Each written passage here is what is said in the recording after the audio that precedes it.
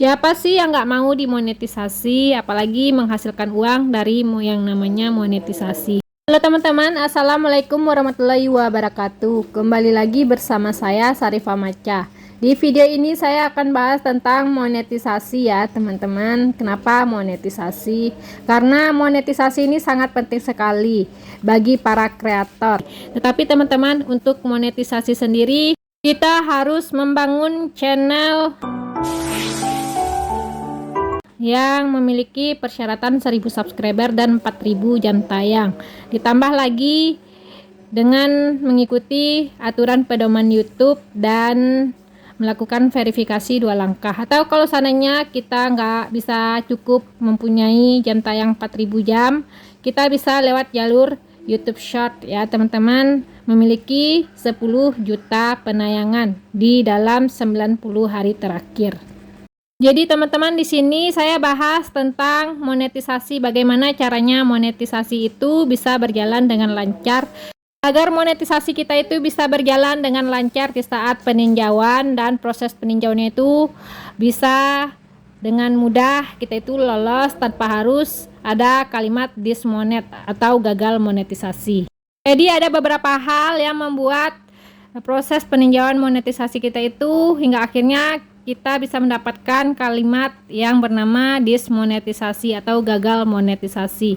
Ada beberapa hal yang menyebab video kita, channel kita gagal dimonetisasi ya teman-teman. Untuk mengatasi kegagalan di saat kita itu monetisasi, yang pertama kita lakukan yaitu bagaimana caranya kita itu membangun channel dari awal teman-teman. Dan terus selanjutnya bagaimana kita itu mengupload konten, apakah konten yang kita upload itu benar-benar karya kita sendiri. Ya, sebagai kreator pemula, kita tuh harus benar-benar membangun channel itu benar-benar kreatif ya teman-teman, hingga akhirnya channel kita itu benar-benar bisa produktif, menghasilkan uang di saat kita itu benar-benar lolos di monetisasi dan kita terhindar dari yang namanya dismonetisasi, apalagi yang namanya di banned ya teman-teman. Banyak sekali yang mengalami dismonetisasi atau di banned teman-teman. Jadi resiko dismonetisasi atau channel kita itu di banned itu berawal dari hasil karya ya teman-teman. Apakah konten yang kita upload di YouTube itu adalah karya kita atau reupload? Untuk menghindari yang namanya teguran berupa reupload atau konten yang berulang, teman-teman harus paham dulu beberapa kebijakan yang ada di YouTube. Kebijakan apa, konten apa yang layak dimonetisasi di YouTube. Teman-teman bisa lihat gambar di layar. Inilah dia kebijakan yang ada di YouTube. Ada beberapa kebijakan yang membuat channel kita itu bisa dimonetisasi walaupun kita melakukan reupload konten yang berulang ya teman-teman, mengambil karyanya orang lain. Tetapi teman-teman bisa mengedit karya orang lain tersebut menjadi karya kita sendiri dengan syarat seperti yang ada di gambar ini.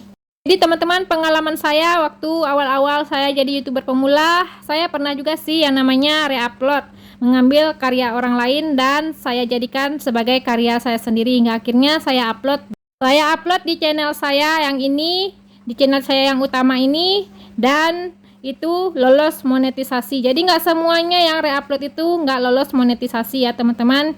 Ada syarat-syarat video yang kita reupload itu bisa dijadikan video yang layak dimonetisasi. Teman-teman bisa pelajari kebijakan dari YouTube itu sendiri tentang video yang layak dimonetisasi. Dan jika teman-teman sudah paham, teman-teman bisa mengeditnya secara profesional. Tentu saja videonya bisa dimonetisasi dan channelnya aman dari yang namanya dismonet atau banned.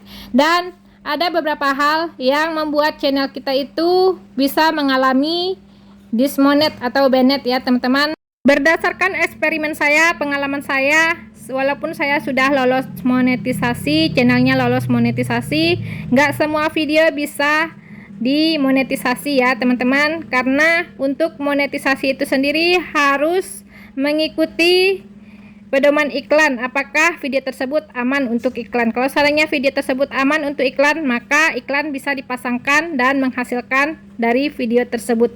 Tetapi kalau seandainya nggak aman untuk iklan, maka video bisa mengalami pembatasan iklan atau gagal monetisasi, tidak bisa diuangkan iklannya, tidak berpenghasilan. Seperti di video saya yang saya update kemarin, ada beberapa hal penyebab yang menyebabkan video kita tersebut tidak bisa dimonetisasi atau tidak bisa menghasilkan uang dari iklan. Yaitu yang pertama, klaim hak cipta ya teman-teman. Jadi kalau seandainya teman-teman pernah update video dan pas teman-teman baru update video sudah tertulis kalimat klaim hak cipta, saya sarankan lebih baik teman-teman hapus saja, karena itu hanyalah sebuah sia-sia ya teman-teman. Kenapa sia-sia?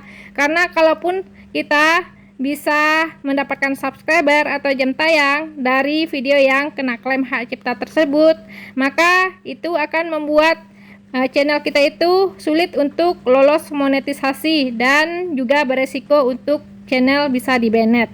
Biasanya video yang di-banned oleh YouTube, yang dinonaktifkan oleh YouTube dari dunia per-YouTubean itu biasanya channel yang sudah monetisasi ya teman-teman. Ada beberapa hal yang membuat channel yang sudah monetisasi di-banned oleh YouTube atau dinonaktifkan oleh YouTube. Yaitu yang pertama, menonton video sendiri dari channel sendiri dan dengan HP yang kita gunakan sendiri. Jadi teman-teman, kalau seandainya sudah monetisasi, hati-hati HP-nya jangan sampai dipegang oleh anak-anak dan anak-anak bisa menonton dari channel kita sendiri, menonton video kita sendiri, dan hingga akhirnya beresiko channel kita itu di-banned ya teman-teman. Terus lagi selanjutnya yang membuat channel kita itu di-banned oleh YouTube dari dunia per-YouTubean yaitu dapatkan penonton dari hasil VPN. Jadi kalau untuk tahun 2023 ini teman-teman, untuk mendapatkan penonton dengan cara VPN itu sangat dilarang oleh YouTube ya teman-teman, kalau seandainya kita sudah monetisasi. Tetapi kalau seandainya belum monetisasi, teman-teman bisa coba, tetapi berdasarkan pengalaman saya sendiri, saya belum pernah yang mencoba yang namanya VPN. Yang terakhir yang menyebabkan resiko channel kita itu di-banned oleh YouTube yaitu melanggar aturan yang ada di pedoman komunitas YouTube. Jadi teman-teman, kalau seandainya kita sudah melanggar aturan pedoman komunitas YouTube, tentu saja akan membuat channel kita itu berisiko di-banned oleh YouTube atau dismonet maupun gagal monetisasi. Itulah dia beberapa hal yang membuat channel itu dismonet, gagal monet, dan di-banned. Jadi teman-teman, untuk YouTuber pemula, kreator pemula yang baru merintis channel, yang baru membangun channel, kalau seandainya udah upload video dan terkena klaim hak cipta baru-baru ini, lebih baik teman-teman hapus saja yang klaim hak cipta tersebut dan teman-teman buat karya teman-teman terbaru. Kalau seandainya teman-teman pengen re-upload, teman-teman bisa edit sebagus mungkin, seprofesional mungkin menjadi karya teman-teman hingga akhirnya teman-teman tidak terkena klaim hak cipta. Teman-teman bisa buat video tersebut dengan cara yang ada di contoh kebijakan YouTube, bagaimana video itu bisa menjadi layak untuk dimonetisasi. Baiklah teman-teman, untuk saat ini saja informasi dan pelajaran kita untuk bisa dimonetisasi dan terhindar dengan yang namanya dismonetisasi, gagal monetisasi, atau channel di-banned dari dunia per-YouTubean. Semoga bermanfaat dan teman-teman berhasil dimonetisasi dan menghasilkan tentunya dari yang namanya monetisasi. Assalamualaikum warahmatullahi wabarakatuh.